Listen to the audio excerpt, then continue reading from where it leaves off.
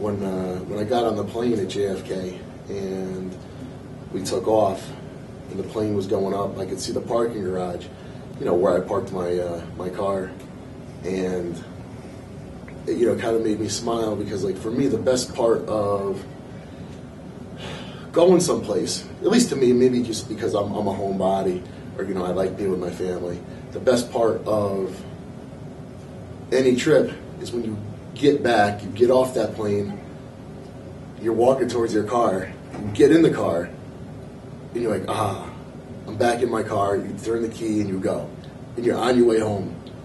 And I remember thinking to myself, like, wow, in under a week's time, I'm going to be back here.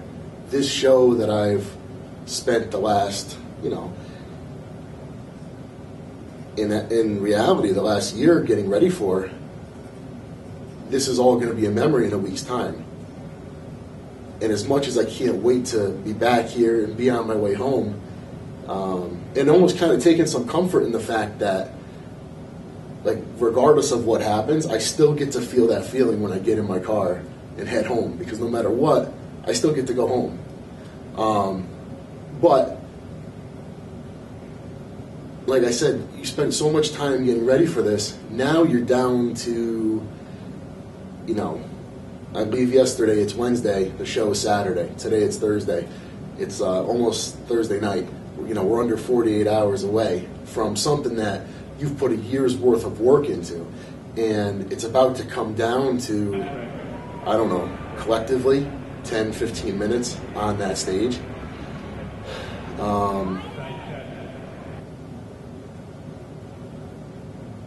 Funny thing is, like, with bodybuilding, you're used to, like, everything is broken up in, like, small increments. Like, my girl and I will talk about things that happened in the past, and she'll say, well, what year was that this happened, and when did this, and I'll always be able to remember exactly when it happened based around what show I had done or where I was at in my preparation. Everything is down to, like, months and weeks and days. And bodybuilding, it's not like you don't think in you're not really thinking in terms of years and, I'm going to be here, a year from now, or where I'm going to be. I don't know, you don't think like that. Everything is a day at a time, a workout at a time, or a set at a time, one rep at a time, one meal at a time. And, here you are, like I said, even though for some people it could be a lot of pressure, knowing that in under 48 hours, everything you worked for is going to come down to a matter of minutes on stage. It's not really any different than the way you run the rest of your year, because it's still just a couple hours at a time, one meal to the next. Nothing really changes. So that's funny. As a bodybuilder, at various points along the way, you'll ask yourself, like, why am I doing this, or what am I doing here, or, like, what's this all about?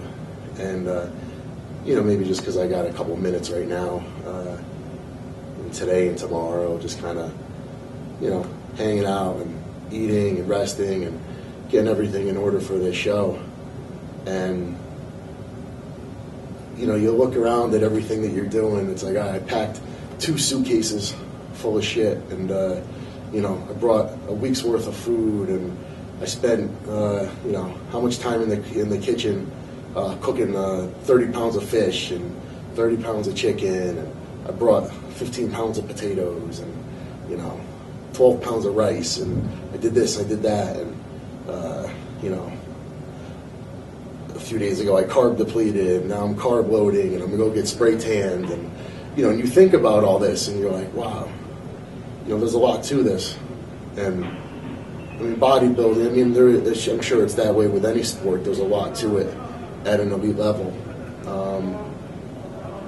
But in bodybuilding, maybe even more so, because maybe the things you do are a little bit, that much more out of the ordinary.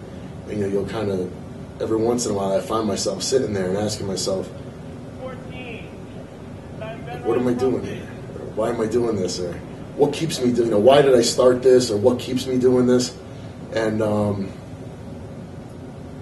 mean, I know why I started bodybuilding, and I know why I continue. But it's like, what am I doing here in Columbus, competing? And I don't know, maybe like to some degree you feel like you just have to. There's probably a lot of people in life that find themselves however many years down the road, maybe in a career or, in a certain endeavor, and they say, maybe they have a whole list of reasons why they should or shouldn't continue to do it. But even once you weigh everything against each other, the one thing you come up with is sometimes like you do it just because you want to do it, or because you feel like you should do it, or because you just feel like it's something you should be doing. And it's funny. I don't know that if I could come up with any better answer with why I'm doing this, other than I feel like it's something I'm just supposed to do. And there have been times along the way where I say to myself, all right, well, if I'm not supposed to be doing this, give me a sign and let me fail, or just point me in the right direction.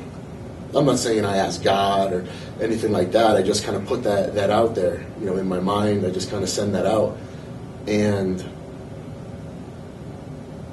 like, there have been times where I've said to myself, like, man, do I really want to keep doing this? Like, I'm going to give everything I have to it to try to be my best, but if I'm not supposed to be doing this, just let me fail miserably, then I'll know I'm not supposed to be doing it. I can walk away, I can go on to something else and know, I gave it my best, but I really wasn't cut out for it. And, like, so far it hasn't happened. So maybe in my mind that keeps telling me, like, I'm supposed to be doing this. Like, this is something I'm supposed to do. So I don't know, to what degree do you just kind of roll with that? I know, like, for a lot of people, myself included, in the past, getting ready for a show, it can put a certain strain on, your relationships. You're getting ready for something that to you is monumental, that's huge, that, like I said, you've put all this time and effort into, and it's going to come down to you being perfect for a matter of minutes. A whole year's worth of work has to come down to you being perfect for a matter of minutes. And that, for some people can be very stressful. And, during the entire process, it's tough for sometimes for other people to understand, that pressure. I mean, everybody goes through pressure. Everyone has stress and is under pressure. But, and I'm not saying there's not plenty of people under a lot more stress and pressure than myself. But it's tough, I think, sometimes for people to realize. But the point that I'm at now,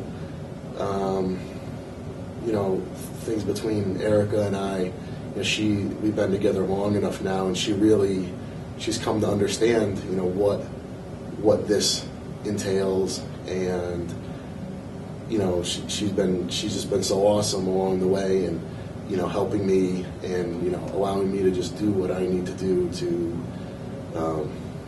in order for me to be my best for this show. And I think that the key concept, whether it's in a relationship or in this sport or anything else in life, it's balance. If you can't maintain a certain balance, whether it's a balanced diet or a balanced training regimen or balanced relationships or anything really, you're going to fail. And you're going to stress a lot of other people out along the way with you.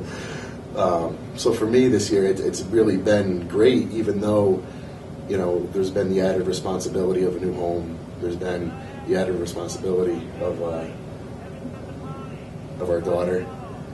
But it's all been fantastic because we just, we both understand each other.